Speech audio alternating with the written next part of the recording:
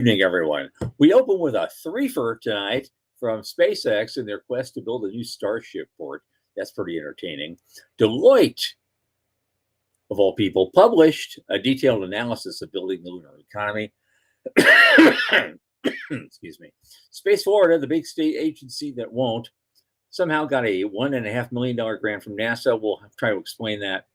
A company called Ursa Major, a defense company, goes public in a $2.3 billion SPAC deal. So SPACs are back. A company called Leo Labs nailed a $20 million contract from Space Force for Scout Radar. NASA offers an inflatable heat shield for small sats. A Russian firm unveils a new type of engine for an ultralight launch vehicle. And a Polish startup intends to protect data center satellites with high-power microwave weapons. What could go wrong? All this and our guest, Michelle Hanlon.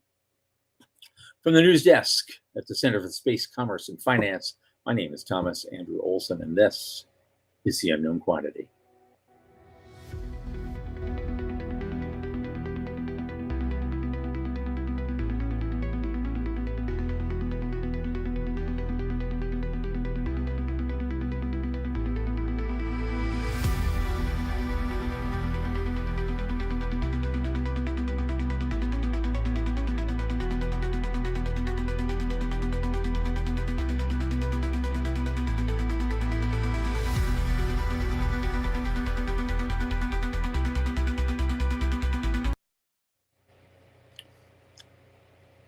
All right, as you know, this show is brought to you by the Center for Space Commerce and Finance. We champion and strengthen emerging space startups and space-adjacent enterprises worldwide through advisory, access, and advocacy. Our legendary pitch events and world-class boot camps fortify startups to be better, investor-ready, and the best is yet to come. In addition, this podcast, which has become kind of a crown jewel of our activities, is largely supported by our listeners and fans like you. So just go to cscf.space/support and click that plain as day donate button. $10, 25, 50, 100 even is not a lot in the grand scheme of things, but sure makes a big difference for us. And it's U.S. tax deductible. And to sweeten the deal, we have a special offer through the month of September. Donors will receive a free special report in their inboxes on the first 25 years of new space, how we went from nothing to 700 billion in the space of a single generation. Inspiring material. I wrote it myself. You're going to want this. Don't forget to like and subscribe and tell your friends. And speaking of friends, my longest space friend, Michael Laine, who just got a new set of Borromean rings from Amazon, is here with us. Come on in, man. Hey, how's things? Okay. Just to preface this, I want to let you know, because I heard from Veronica Ann. And, she's not going to be with us in the audience this evening. I guess her father passed away a couple days back, and they're doing a wake all afternoon and evening today. Gosh. He's in the Phoenix area, so that's your time zone. So all our best and all our prayers to Veronica at this hard time. And, wanted to give her a shout out. Give her our love. That's too bad. That's too bad. Other than that, I'm developing a couple of videos and with my AI companions, one for Avialto and one for us, actually. I want to take that report I wrote and turn it into I want to turn it into a video, which I will then narrate.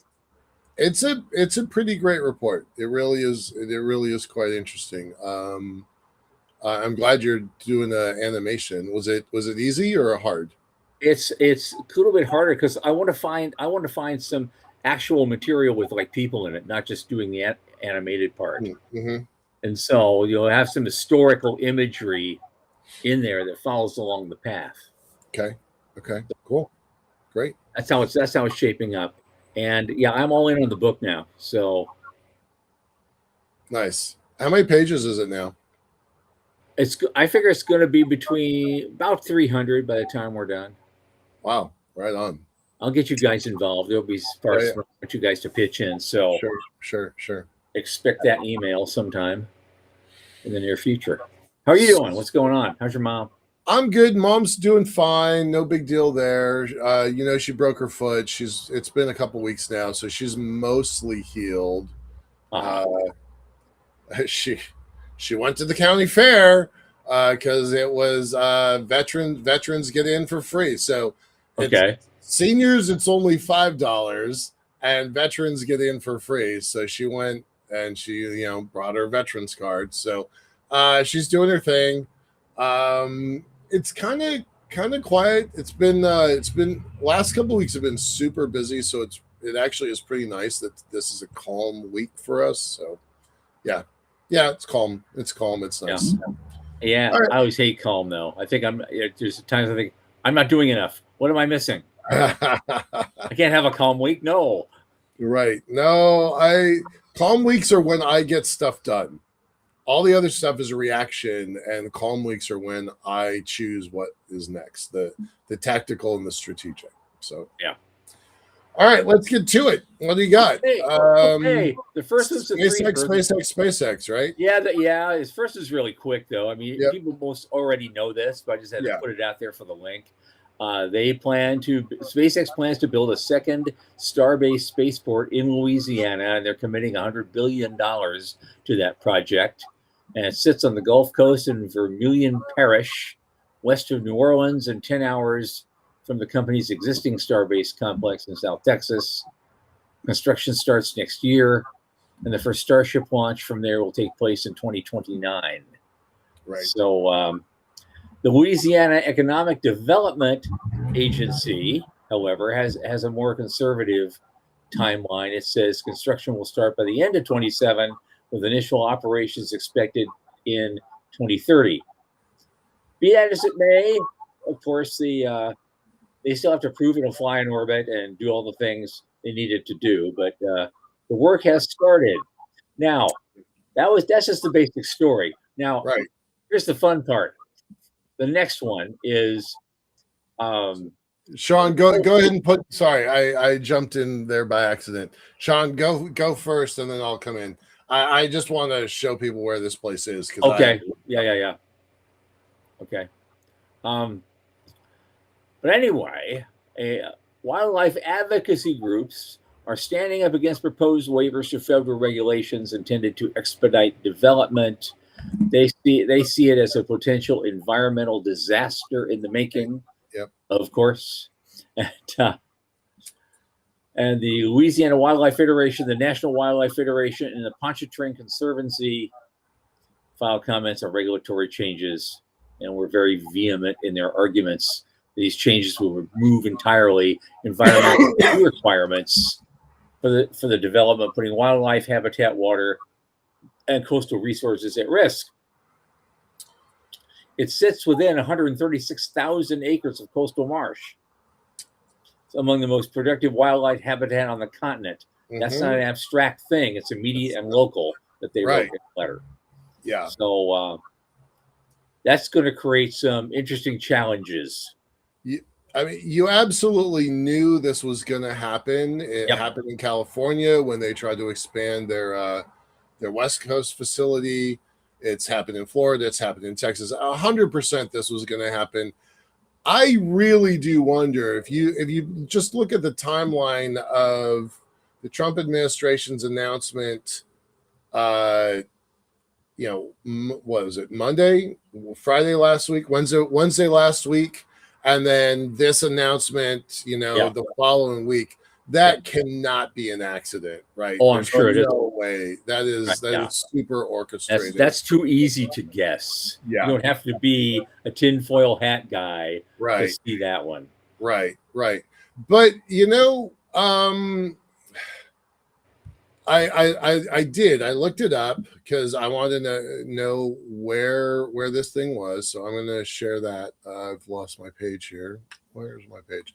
So it is in the middle of nowhere, but one thing that was kind of underreported was that this habitat site was part of one of the big oil spills. I forget which one because they mentioned several, but this habitat site was a part of the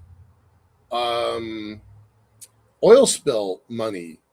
So this whole area has already had a pretty major ecological disaster, and it was recovering from that when Mhm. SpaceX shows up, right? So Yeah. it's 50 miles away from the nearest town. It's 30 miles away from the nearest facilities. Um, so it is pretty far away from anything, and that's probably for the good. They do have to deal with the 2 wildlife refugees here, and there's a lot of fragile property in this area. So it's interesting. I think Tom Murata, we had him on the show. I think he operates out of Port Arthur, if I remember correctly. Mhm. So that's Yeah. pretty close. This is not very far away. That is their main. That's the main town. So Yeah, but he yeah, can move. He wants to build these things on boats. he So if he does. has to move down the Yeah. coast a little bit, he could. The wildlife in those habitats cannot, however. Right. Yeah. Exactly. Oh, that's mildly, vaguely important. Yeah. Um, Yeah. Now, but here's the trifecta. Right. I love this. This is politics at its best, right? Louisiana politics. So the next thing on the Hill, the Louisiana governor who approved this thing is not concerned at all about any of it. It's fine. It's 10,000 Build it. 10,000 people with It's like, $100,000, $200,000 a year jobs. Yeah. jobs? Are you kidding me? Effing jobs! Come on, Right. You know, Yeah. he's bringing what $100 billion brings to this state. Right. We could build a dome over the whole state to keep out the hurricanes. I mean, come on. Yeah. Yeah. Generate more than 11,000 new job opportunities, including 3,000 direct and 8,000 indirect. And that's just during the kind of the construction phase. Operations, I mean, look what Starbase happened in Texas, right? Like, Yep. Yeah, the economic value of this is bonkers. 2, 3, 4x in economic return on top of the 100 million initially. Yeah. I am curious what Michelle has to say about this, since she's their next door neighbor. So, curious what that. All right, moving on, because we got a lot to cover. Now you can just leave a link for this, I guess. Deloitte wrote a big report and published it about their projections for the future of the lunar economy and how it gets going and what the payoffs are and what kind of time frame. And I mean, the short version is they project the lunar economy could generate up to $566 billion in cumulative economic value through 2050. There are 6 core infrastructure systems required to operate on the moon, and that's a present value opportunity of about $282 billion. And they explore cislunar industries, national security, logistics, data services, resource utilization, propellant production, big thing, and space-based computing. Examines the implications for governments, investor space companies, and industries well beyond aerospace, which I'm sure we'll be discussing some with our guests this evening. And also consider how innovations can unlock new tech and capability for industries on Earth. It could also, as I will discuss with our guests later, create opportunities for total mayhem. And so we're going to be discussing that quite a bit. So that link takes you to just the description of the thing. If you scroll down past the description box that I just read for you, the summary, there's a button that says read the report, and you can get to the whole report. It's free, and then you can download the whole thing as a PDF. So I got the link for the PDF right here. I'm going to post it. Yeah, it's worth a look. It's worth a look.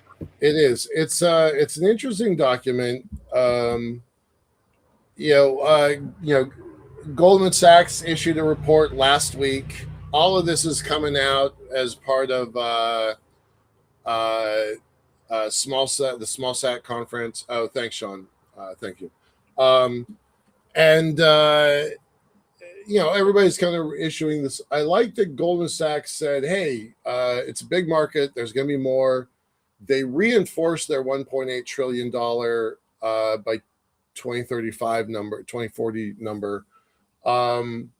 This one, this one was a little strange because they're looking all the way out to 2050, but they don't consider the big ideas. There's nothing in there about Mars. There's nothing in there Right. about orbit to orbit infrastructure. There's nothing about asteroid mining. No space-based solar power. None of the ideas. So it's a very reduced scope picture, and it still comes out nearly $600 billion. So I was pretty Right. surprised. So if we double their estimates for all the stuff that we know and talk about Right. every show, Right. Yeah. maybe that becomes more realistic. Somewhere Yeah. between that projection and what we think is right, the truth will ultimately lie. And Yeah. so, but the future looks bright no matter whose point of view you look at. Yeah, I'm going to put up Dallas's comment here.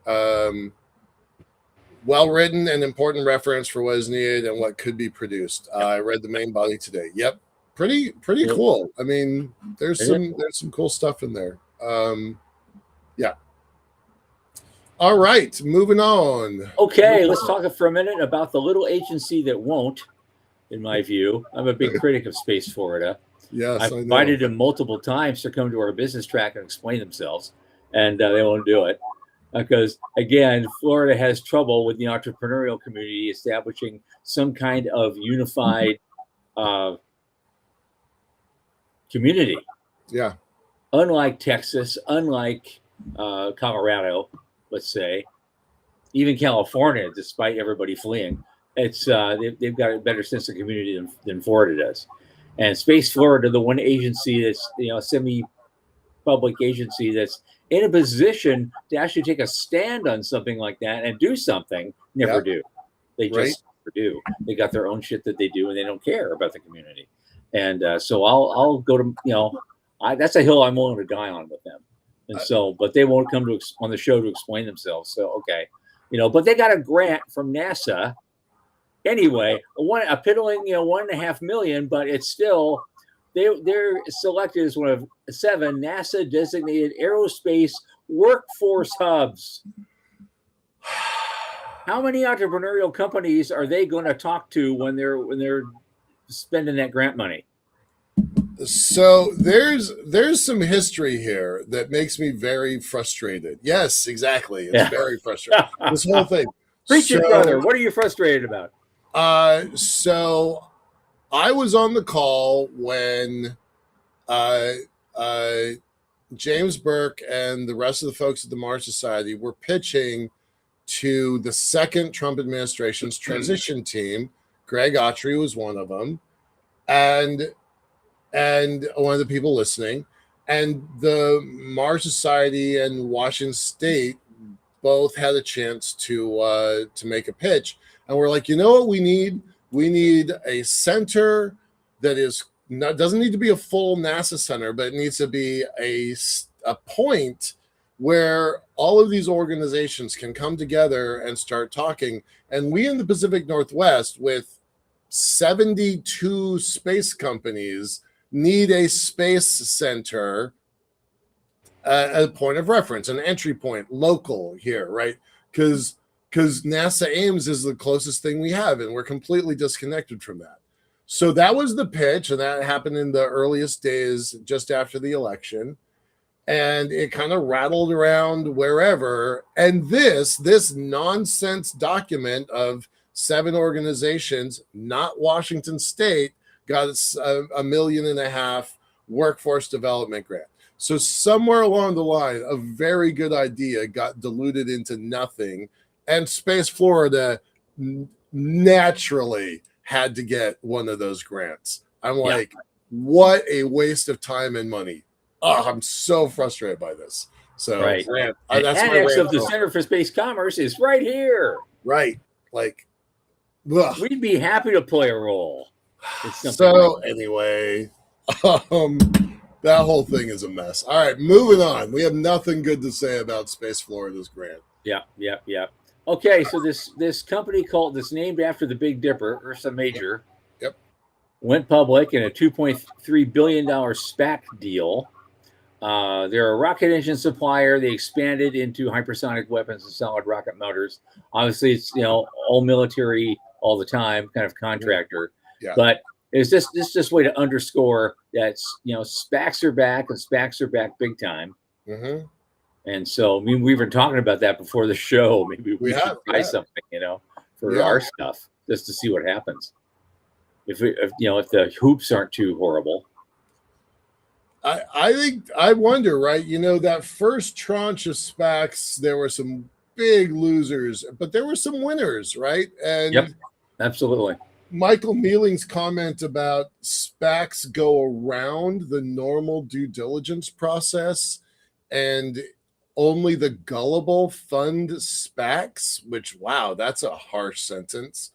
But I do wonder how real that capability is, because I know at least 3 companies are considering going public soon. Well, is this? You think this is just an area where, well, we learned our lessons from the first SPAC go around, and that's what I'm thinking. This time it's going to be different. That's exactly what I think. Most dangerous words of the English language. Right.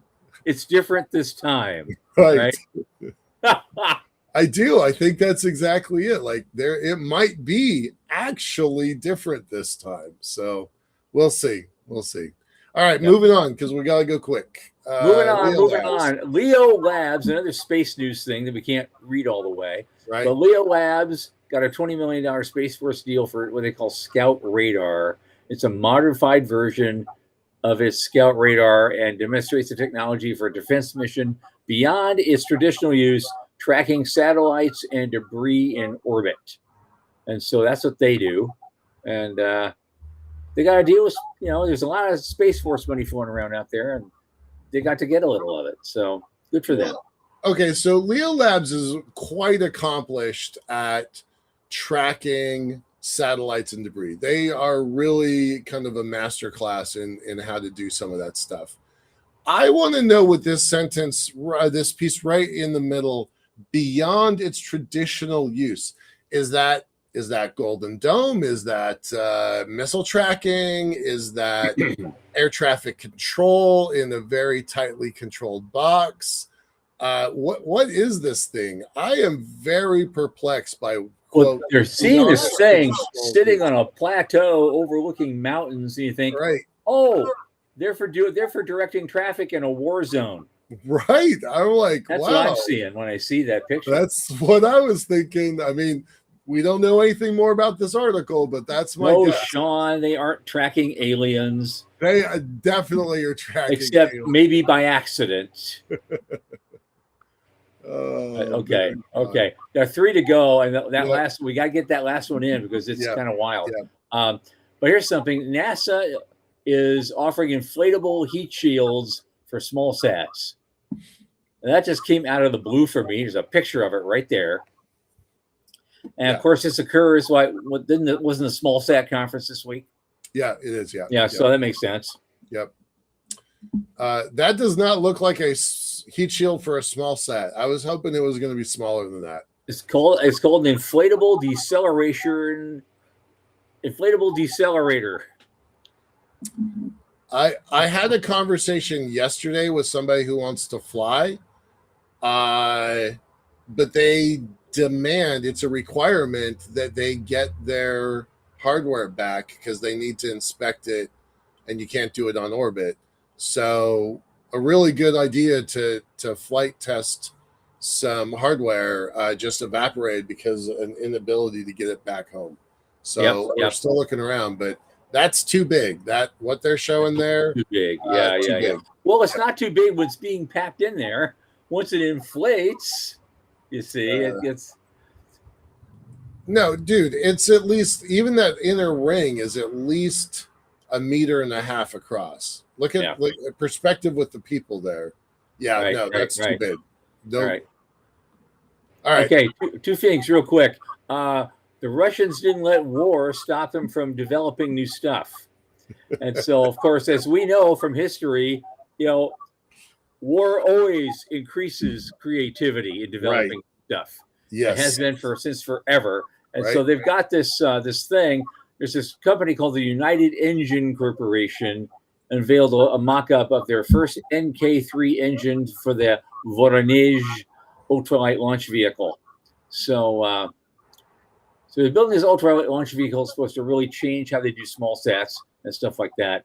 And I guess this company has developed an ultralight new engine to power them. So they're just trying to show, hey, we're doing something. But I had to put it out there. Now, here's the thing. Here's the kicker, the weird kicker of the day. Yeah, this is part of the what could Yeah. possibly go wrong Right. thing. And so a Polish startup, they're hired to protect data center satellites with high power microwave weapons. Now, what do they do? How close can you get to one of those things before it triggers the auto defense? Because you know it's an AI and a robot that's running this thing. Right.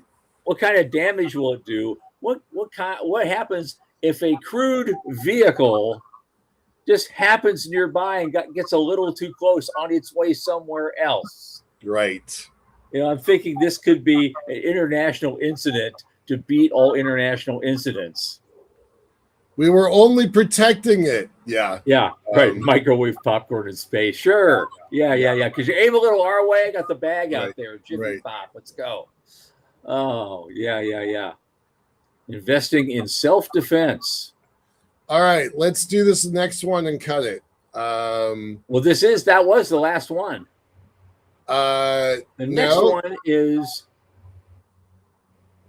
mirrors. That's not the one I wanted to data centers, but DVD. I know. Maybe it was the space mirror thing. Yeah. We can use this. We wanted to talk to Michelle about space mirrors. To bring in our guest. And our guest tonight is Michelle, LD Hanlon, Juris Doctor, PhD, space lawyer extraordinaire, brilliant teacher.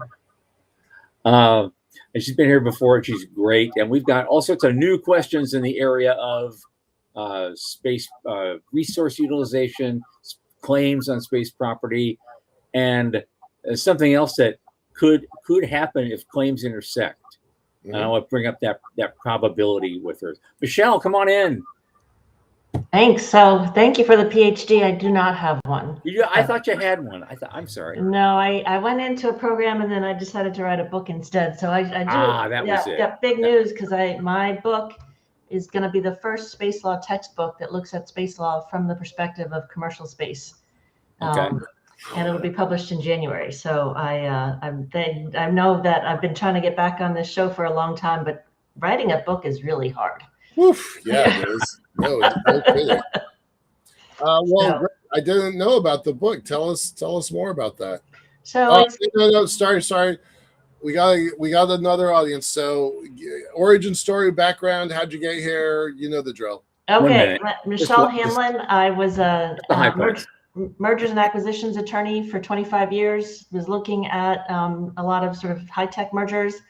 11-year-old son wanted to mine asteroids and asked me if I could, figure out the law for him. And that got me right into space law. So I left corporate law, earned my LLM, became a space lawyer. And now I head the Air and Space Law program at Ole Miss University. And I'm also the co-founder of For All Moonkind, which is the only organization in the world that's focused on protecting cultural heritage in outer space, like the Apollo 11 lunar landing sites. And we are a permanent observer to the United Nations Committee on the Peaceful Uses of Outer Space. So we have a really fun perch watching how they don't make the sausage of space law at the UN. Nice. All right. So what's your book? It's going to be a textbook for Ole Miss? It's going to be a textbook through Lexis, which is a legal database. Yeah. They do. Yeah, exactly. It'll be digital and it'll be hard copy. So it's intended to be sort of your space law shelf book if you are practicing law in a big law firm. And it is looking at all of the aspects of the Outer Space Treaty and the U.S. licensing to the extent that I can keep up with it.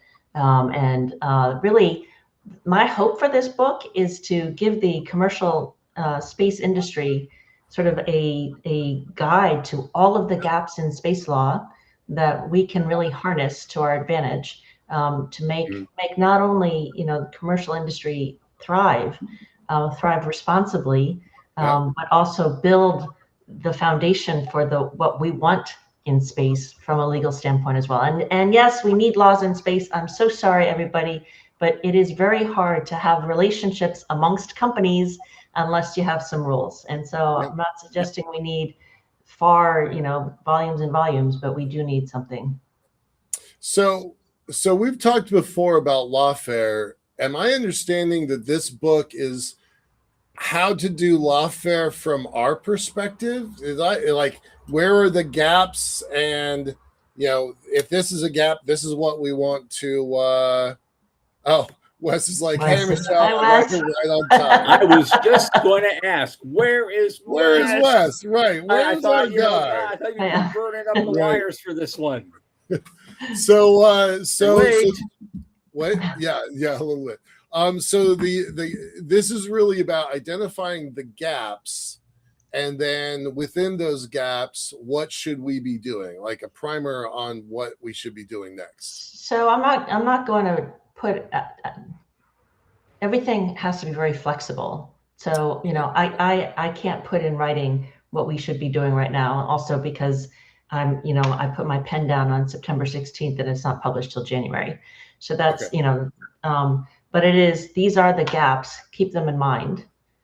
This is what other things that have happened in these gaps. And one of my biggest soapboxes now is China is very, very good at lawfare. It is, if you look at the way they have used the UN Convention on the Law of the Sea to support their claims in the South China Sea, how they've ignored everything. And we're talking, the UN close is like pages and pages and pages and pages. There's a lot of detail in there.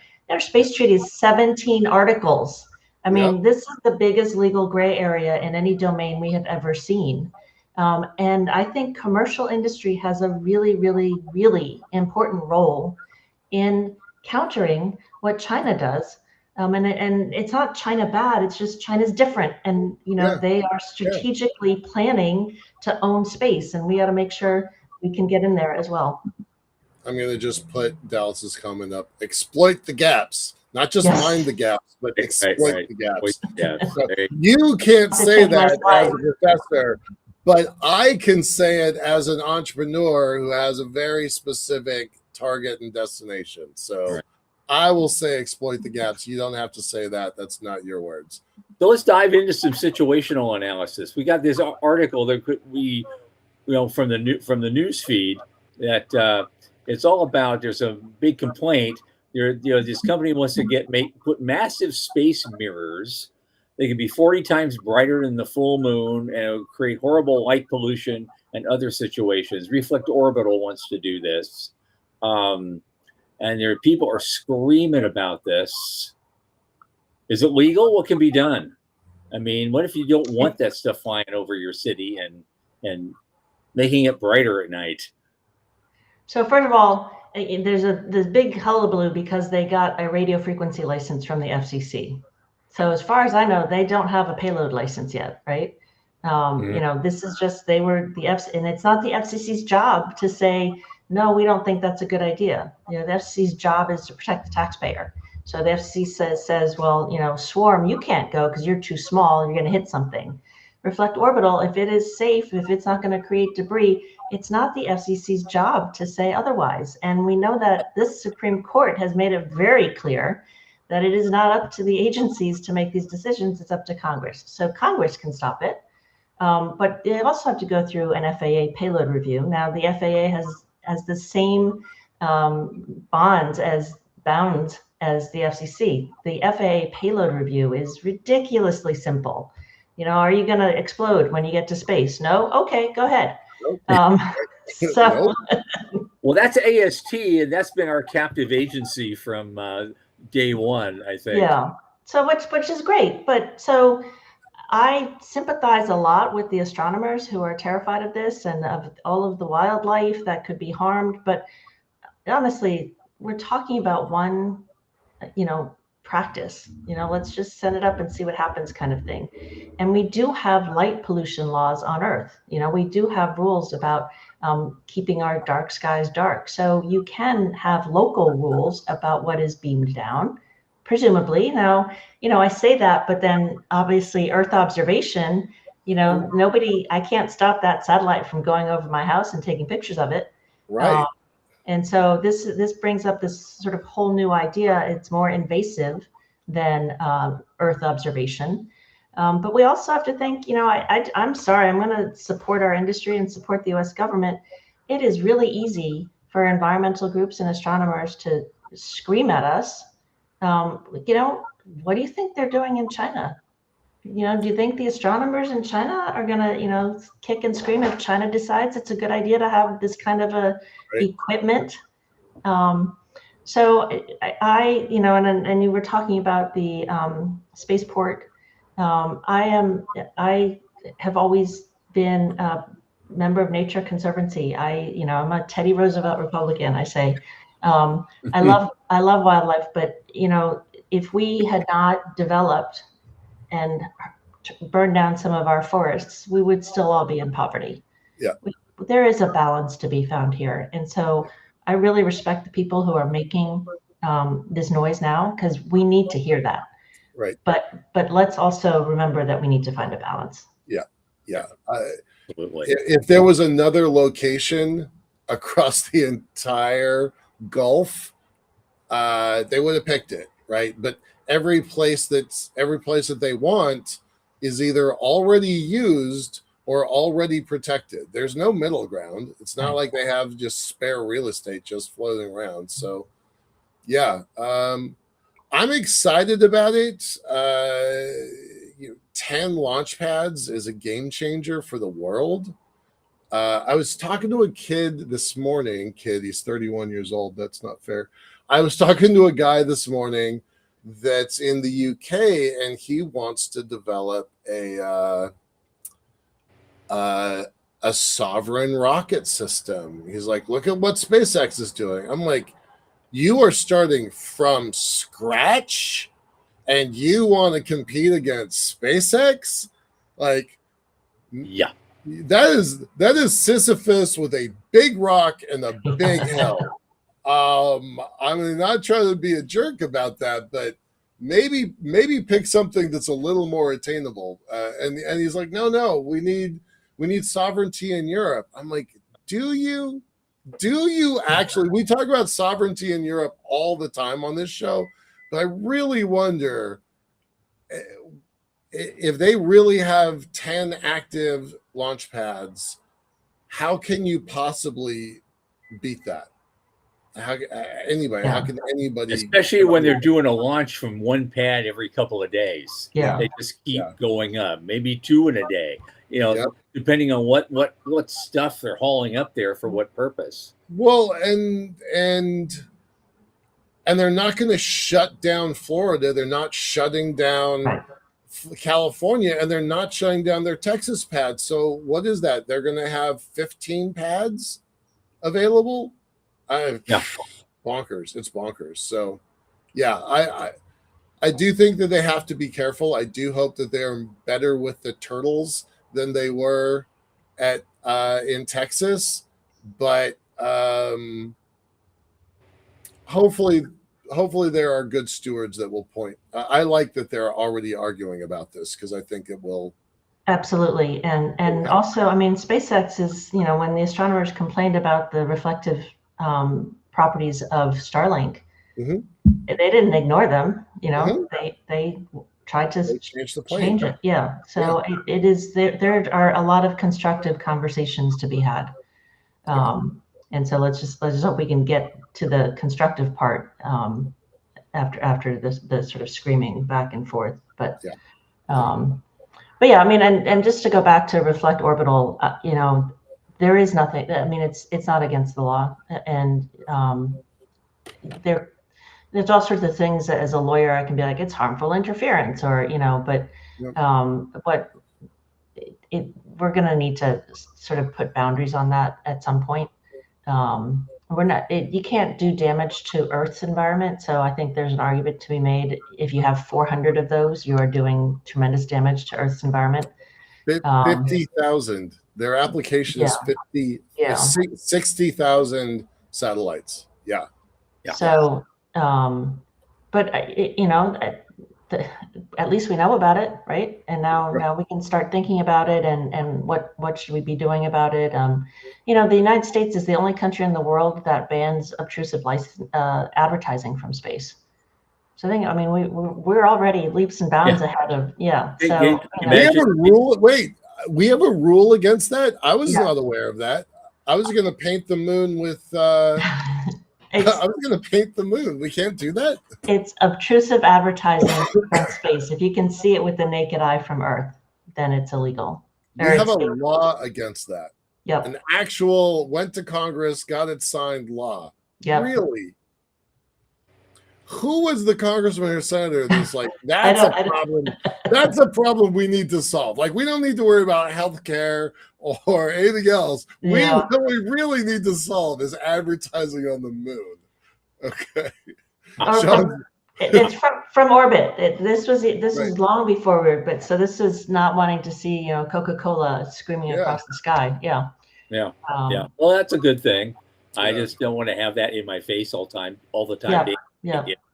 He's surrounded by this stuff. Absolutely. I have an interesting question, a what if kind of conundrum I want to run past you, but I want to start with this. I want to reconfirm your thoughts on territorial claims. We can't actually legally make territorial claims, but you know that when, say, people from our civilization start landing on the lunar South Pole, they're going to want to say, we want to go be searching for water and doing other things in an area that's so big, it's in a circle like this, or it covers this area, and you're telling that to the world. And you can do that, I guess, without any legal repercussion. I mean, you can do that. And then if somebody runs, let's say you put up a perimeter and you say, this is my perimeter, and somebody runs through it, you're really going to be hoping that the United States backs you up, right? I mean, and under the Artemis Accords, we do seem to have 70 nations that agree that we ought to be able to have some sort of safety zone, keep out zone, you know, notification and coordination zone. Okay. Article 12 of the Outer Space Treaty does think that there's going to be installations on the moon, and it actually allows you, if you have an installation, you have the right to exclude other parties from it, because you only need to allow access on the basis of reciprocity. Okay. So So we have this situation near the lunar South Pole where Western civilization, for the euphemism for the United States and certain key allies, are have this set up. They have their perimeter set up. They've told everybody, we're looking for water ice, we're looking for certain minerals, and right? Now, China has a similar perimeter right nearby. And on the rubric of you can only control what you can actually defend, the Chinese decide to encroach around on that perimeter. And they start doing it a lot. And finally, the people at our base get a little upset about that. And they go out and actually, you know, confront in full spacesuit gear the Chinese guys and saying, look, you need to stop doing this. This is our perimeter. You're encroaching it. And regardless of what your position on the law is, we don't want you here. Please leave. And the situation is the conversation gets a little heated. Things get a little hot. Push comes to shove, literally. And for whatever reason, however it happens, could be totally by accident, a missed shot or something. Not a shot by a bullet, but, you know, maybe a guy threw a rock just to say, I'm pissed, stop this now. He's going to hit the guy in the chest. Hits him in the face place instead, shatters his helmet, and the guy dies right there. Now what? He's like a softball question. No big deal. Go ahead. No. But I thought about this today. I thought it's all the thing. What about murder on the moon? Will the guy who did it have to retain Michelle Hanlon to defend him in an Earth court? I mean, what happens in a situation like that? So it could have been manslaughter. You could probably get him on manslaughter. He threw a rock and he missed. Okay. This is really fascinating to me because the Outer Space Treaty doesn't imagine humans in space. doesn't talk. The only thing the Outer Space Treaty says about humans in space is astronauts are envoys of all humankind. Yep. And should be granted all rescue. If you see one in distress, you must rescue them. Yep. And then the moon and other celestial bodies shall be used exclusively for peaceful purposes, although you are allowed to have military equipment so long as it's for peaceful purposes. And so that's really one of the questions: is using some sort of policing the perimeter, is that a peaceful purpose? The Chinese are talking about putting robotic dogs up to help them, to keep their humans company. So are humans objects? Because we have all sorts of rules about if you do damage to another object, right? You're liable, and you have to compensate for that damage.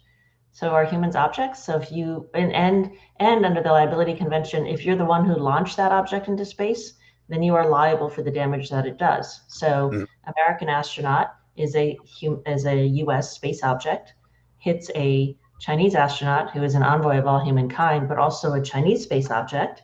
So definitely there's liability to be, compensated there. Do you end up in a court? I mean, then there is international law applies to space. So, imagine if it's on. I mean, you can't have territories. It's not necessarily. I mean, it'd be easier if it were like they were inside the U.S. Right. Structure, right? Yeah. Or something. That would be vaguely important. But no, now, I mean, go ahead. Well, you mentioned astronauts, and there's astronaut with a capital A and astronaut with a small a. There's going to be astronauts there probably at some parts of the base, but where a lot of the mining activity and stuff's going on, those guys aren't trained astronauts with a capital A. They're contractors, basically, like oil riggers or something. They're trained to do a job, miners, and they're sent there. And so it would be, I don't know how treaty obligations include people with a non-astronaut designation. They don't. So the return and rescue agreement actually broadens the little bit, but it uses the words personnel of spacecraft. So your miner is not a personnel of spacecraft either, right. But at least it's a little bit broader, right? So no, we would before we get there, we should have some of these rules hammered out. Well, I'm going to ask. So of course, Wes has a question. He was referencing the Artemis Accords and the 4 nations with national resource legislation. So, does it mean there's some kind of in situ property right can't evolve off planet for private citizens? So I think there's 2 completely separate issues. I think that it is pretty well settled now.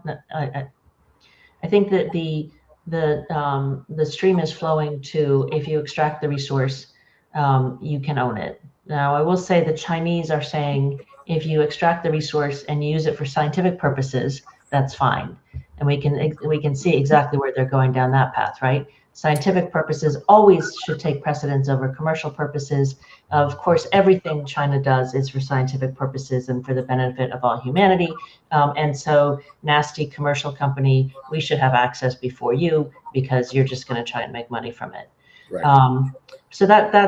But there is, once you extract the resource, it is pretty well recognized that you can use it, right? And we have the precedent from the Bridenstine RFP, that NASA will buy it in situ. The idea about whether somebody can claim territory, an individual, an entity instead of a state, is not settled. I think a lot of academic space lawyers would like it to be settled, but I don't think it is. As Wes well knows, the the UN Declaration of Human Rights, Article 17, states that every human has the right to own property. And how can we possibly lose that right when we get to space? When we talk about owning property, it's a natural thing. That's a core tenet that Wes expresses constantly. Yeah. Well, and so let me take it one step further. What does property mean to you? Property is the right to exclude.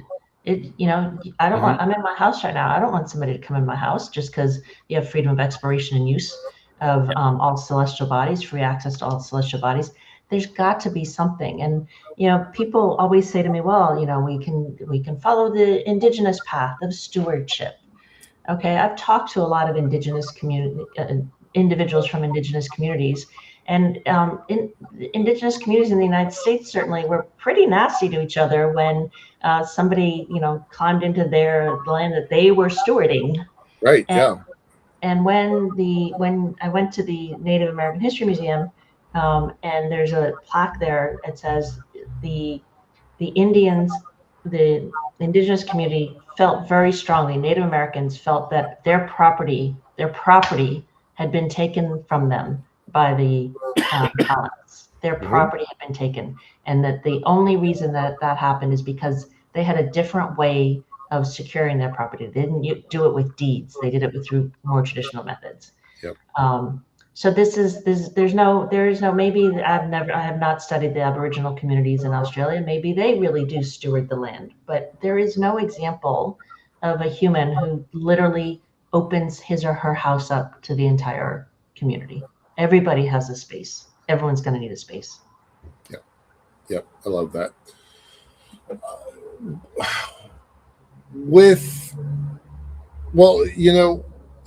I was going to ask another property rights question, but I wanted to check in about, you've got a new program starting at the school.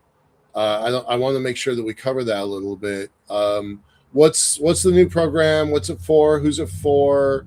Has it started yet? I think it was going to start. It started this week. Yeah. Thank you. Thanks. Yeah. Thanks for remembering. Yeah. I knew it was soon. I didn't realize it was this week because it's the new school year. All right. So tell me about that. What's going on there? It's my way to indoctrinate my views on property law into the entire community. No, so it's very exciting. It's a Master of Science in Air and Space Law. So you don't need a law degree. And it's 15 courses. I think we have 8 core courses, and then the other 7 you can sort of pick and choose. We've got a lot of air law, drone law, sort of where these gaps are, and space law. And our first cohort is 32 students, and we started this week. It's online, asynchronous, and it's been really, really fun to put together because we actually worked with a design. We paid a lot of money for a design firm to help us build these out. And so this isn't just Michelle Hanlon throwing up some PowerPoints and being like, look, listen to me. We worked really hard.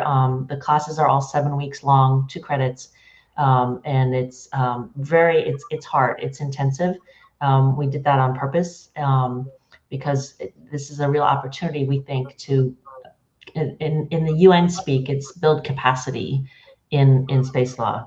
Because, and it goes right back to the beginning of the program, it's so important for commercial space industry to understand the law and understand where the gaps are. We don't have we are the most robust regulatory process in the world when it comes to launch and even payload, right? But there's still so many gaps, and the FAA, the FCC, the Office of Space Commerce, they need help. There's not a lot of people working in those jobs, and it would be really helpful to them if when you went to the Office of Space Commerce and said, hey, I want to be one of the first people to get this certificate. This is how I see it working through international law. This is how I see the United States meeting its Article 6 obligations. It's a lot more helpful than, hey, here I am, I want to do this, help me, right? That's how I feel all the time. Yeah. Oh, that's fantastic. So 32 people, class just started. What's the price tag, and when does the next class start? And so we start in August and in January. So the next time you can apply to start in January. It's just it's hovering at 20,000 for the entire program. Wow, that's great. You can, yeah. Oh no, I mean, this is one of the beauties of being in Mississippi. We are not an expensive state. And our overhead is not that high. So we are able to offer, and we have, in addition to myself, wonderful teacher, we have amazing experts, subject matter experts in public air law, in cybersecurity law, in telecommunications law, export control laws, procurement law. So all of the things to really get to understand both the air and the space environment. And so we're excited because, look, this is the future. You know, Right. if even if you're not even in a space adjacent industry right now, you will be in 5 years. You will have to understand that you're getting your data from an Earth observation satellite. You will have to understand that maybe you're actually using AI that's based on a satellite. You're going to need to understand, your rights vis-a-vis Starlink and so forth and so on. It is a part of our infrastructure. It's just our reliance on it is gonna grow. And if you don't understand the domain, how it's constructed, how the legal framework is built around it, then you're gonna be lost. We're working with a group. Tom and Sean gave a presentation to them out in Japan. I'm not going to name them, but they're a large $7 billion organization, 25,000 people. They do material sciences. They don't have a single thing qualified for space, not a single product of a $7 billion industry line. And they came to us asking questions about space because they're like, what is this thing? What's it for? How are we going to do it?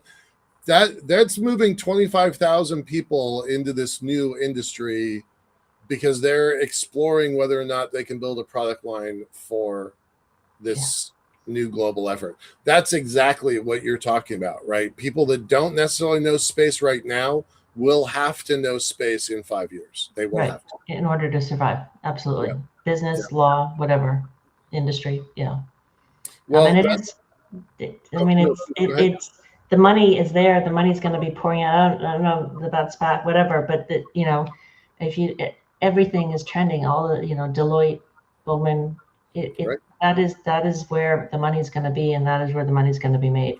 We're not going to get the first billionaire from an asteroid, probably in my lifetime, but that is the way this is projecting. I hope you're wrong. I hope so too. Yeah. I hope you're wrong, but I get your point. All right. Well, you kind of teed yourself up for a the 5 years and 25 years. You kind of answered the 5 years, but do you want to add anything more to it? We only have 3 minutes, so 5 years and 25 years. Go. So 5 years from now, the commercial space industry in the United States is going to be populated with people who earn their master's from or their law degree from Mississippi. No doubt, Mississippi is going to rise. And in 25 years, I will still be peppy enough to be a lunar tourist and not get close to Apollo, but at least touch the surface of the moon. Excellent. Nice. Okay. Look, I have to circle back to the thing we talked about before because there's one answer I'm not satisfied with yet.